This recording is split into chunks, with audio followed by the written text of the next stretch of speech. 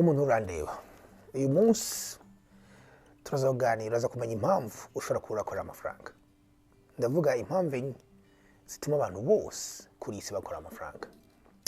Let's do this. Let's go.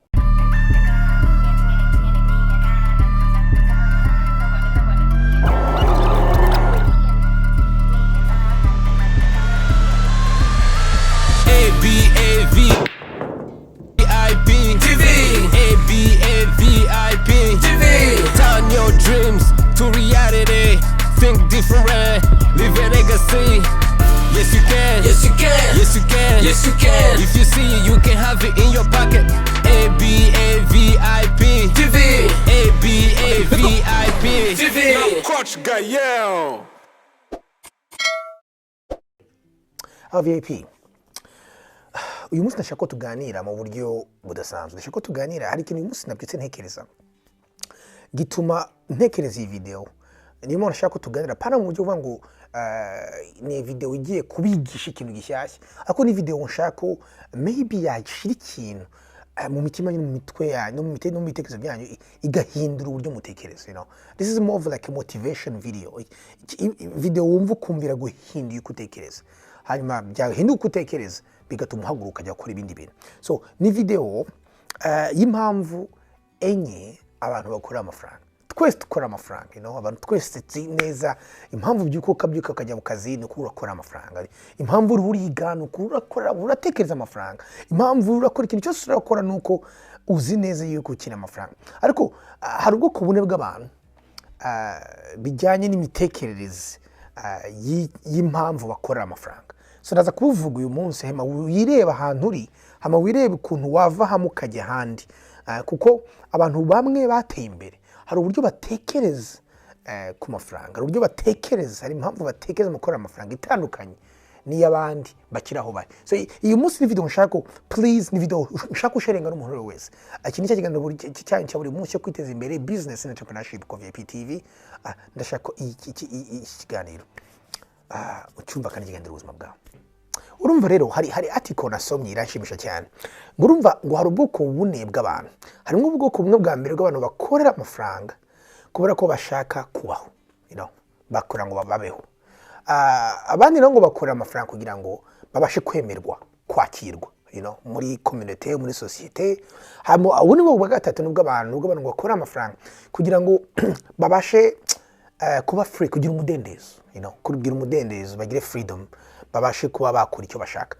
Hanyuma abandi nabo ngo n'abantu bakorera amafaranga kuba ikintu kiri hejuru yabo kugira ngo just babashe kuba basiga umurage, babashe kuba baho ubuzima burenze ubwabo gusa. So reka gato sobanure ubwoko bw'abantu bane. Hanyuma umuvyayi urandeba wireba ahantu we uri, urebe mindset urimo, urebe naho ugomba kujya. So ubwoko bwa mbere ubw'abantu ngo bakora amafaranga ngo babeho, abo ni abantu just bashaka kugira ngo bari ama bills. Umva bitewe naho bari sogezi zitandukanye barimo, umuntu ashaka kwishyura ama bills nta kindi ni yagize imana akabona yo kurya n'iki wa nibyo, urumva bakora kugira ngo ba surviving, you know, nta kindi. Iki ni kibazo kuko iyo ugumije ibitekerezo aho ngaho hari gihe byica ni na dreams zikurimo, ukabona n'ibintu bikurenze utazishobora kubigeraho, you know, bikica dreams ufite, bikica indoto ufite, bikabyakwica, bikabyakuramo hope yose yo kugira icyo uzageraho, kuko urumva wowe umwuka ufite muri wowe, spirit ufite niyo gusurvivinga tu, niyo kubaho hejuru bikabirangira. Ubwoko bwa kabiri nubwo no abantu ngo bakoraga amafaranga ngo bemerwe, you know, abangarira ngo bagire status muri community, you know. Abangaba ni abantu ukora amafaranga atekereza kugira ngo keeping up n'abantu muri community. Yaguze imodoka runaka nanjye ngomba kuyigura, yaguze isaha runaka nanjye kangumigura, yaguze telefone nanjye ngomba gusohoka. So nivuga ngo bene uyu nguyu aragira ngo yemeze inshuti, community, umuryango, yemerwe nyine, yemerwe yuko nawe afite ijambo, you know. Abari abantu usanga amafaranga yose bakoreye nta long term vision agira, ntariba ngo bari bizaza reka as long as yambaye bien, asa neza, bamuvuga muri community, atwaye imodoka nziza, yemeje abantu bari kumwe nawe, akoze ibyo adashoboye gukora ku kazi just kugira ngo yerekane ko agize bimuhagisha. Abena busanga bisanga no mu madeni, usanga yafashe n'amadeni amurenze kugira ngo just abashe kwemeza tu we goal ni ukwemeza. So niba uri hano ni ikibazo gikomeye kurumva bizakugumiza ahantu utazigera ubasha kuba wagera ku cyo ugomba gukora kiruse uko icyo utekereza gusa ni ibyejo no icyo ushaka ugishaka uwo mwanya kandi uwo mwanya kugira ngo wemeze uwo mwanya nta kindi so that's a problem. Bamwe batekereza gutyo ni ugutekereza hafi cyane. So ubwo ni ubwoko bwa gatatu bw'abantu ngo abagabo bo bakora amafaranga kugira ngo babe free cyangwa se bagire umudendezo, you know, bashaka ijambo rimwe gusa, freedom. Bene ni wa muntu actually mindset nziza cyane. Ngiye niyo mindset natangiriyeho. Actually gitangira gukora bwa mbere natangiriye kuri mindset. So ngo icyo shaka niba nshaka ngo mbone umwanya uhagije wo kubasha kuba nakora ikindi kintu ushaka gukora cyangwa kubasha kuba na spending umwanya n'abana cyangwa niba nshaka kuba nagira ikintu cyo kuba wenda nagenda nkajya kwiga cyangwa se gutangiza ikindi kintu ushaka gukora, ngomba kubanza gukora system, ngomba kubanza gukora nkabanza nkakora uko nshoboye ngasavinga ubu ngubu nkiyima nkakora business cyangwa nkora investments zimfasha kuzantunga nubwo narekera gukora, you know, iki ni ikintu gikomeye. So bene abantu n'abantu barangwa no kuba bafite ibitekerezo bireba kure, bafite vision bagatekereza kure, noneho bakavuga ati kugira ngo ngere kuri kiriya kintu ngomba kubanza kuri imyaka 5, 6, 10 nkigomwa bino nkatangiza kino nk'investisa hariya nkabasha kwiga iyi skill ikazamfasha gutangiza iyi business kugira ngo bizagira ahantu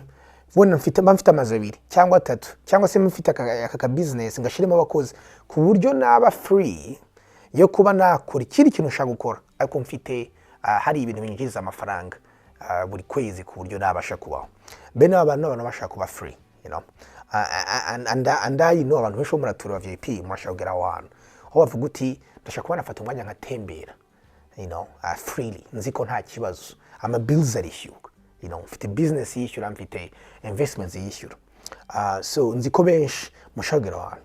Hanyuma ariko iyo si level hanyuma hari level no yindi y'abandi bakora amafaranga kugira ngo ba reaching legacy cya purpose, kimwe muri ibyo bintu bibiri. So ngo abantu n'abantu amafaranga yo kurya ejo, amafaranga kugira ngo yerekane ko ariho mu bandi bantu cyangwa se amafaranga kugira ngo yo kuba free byararangiye, you know. Uyu muntu akora business, akora investments kubera ko byamaze kuba a game mu buryo buvuga ngo it's, you know, agomba gukora business kuko azi kubikora, you know, arayikora, namara kubikora ashirimo abantu iyo business batunge, hanyuma akora ibindi why kora kuwe arareba ikindi kintu kiri hejuru, arashaka gusiga umurage w'abana be, you know. Actually umugabo w'umuhanga witwa Salomo wavuze ngo umugabo mwiza nusiga umurage w'abana be. So arashaka gusiga legacy, ikintu kimurenze, you know. Uyu ni umuntu ushaka kugira ngo gukora hari byo byarabaye nk'umuhamagaro, iyo gikora nuko just ari umuhamagaro, ni umuhamagaro kinarakora akunze ariko ntabyo kineye gukora, you know. It's arashaka yachivinze ya legacy, yachivinze ya purpose. Gukora ibyo akora uyu munsi byose no gukorera abantu no guservinga abantu no kongera value mu bantu. So nk'iyo utekereje nk'aba Mark Zuckerberg wakoze Facebook, ba Bill Gates, ba Elon Musk, most of these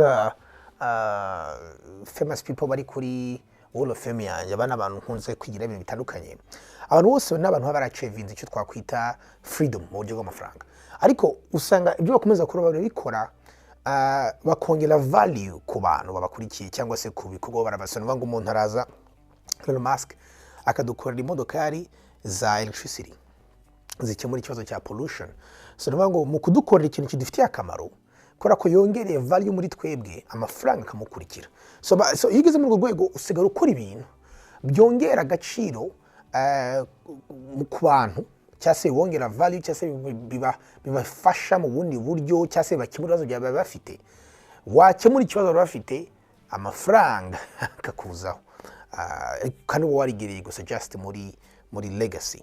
So iyo niyo highest level y'abantu bakora amafaranga. Rero nifuza mu VIP wese nkurikira kuzageraho. So ndikapinze gatoya, ni byiza gutangira kuri number 1. Of course utakazi ka mbere, kora kabisa ufite inyota kugira ngo ubeho, you know. Ariko keep dreaming, komeza utekereza, komeza ugira inzozi, komeza ureba kure, komeza utekereza kure. Usimuke step ya kabiri yo kugira ngo ubeho, kugira ngo ukorere abantu, wemeze abantu. Ahubwo ukore kugira ngo hubwo ubashe kwachivinga freedom. Hamwe uvuga uti reka mbashe icyo natangiza nanjye umunsi umwe nzabashe kubaho ntakora amafaranga, ahubwo amafaranga yanjye akorera yandi. Hama noneho urangirize sasa aho wavuga uti okay, nuhe muhamagaro wanjye, nihe legacy yanjye, niki kintu cyame nshaka gukora, shaka gukorera abantu, shaka gusiga muri iyi si kugira ngo just ngikore.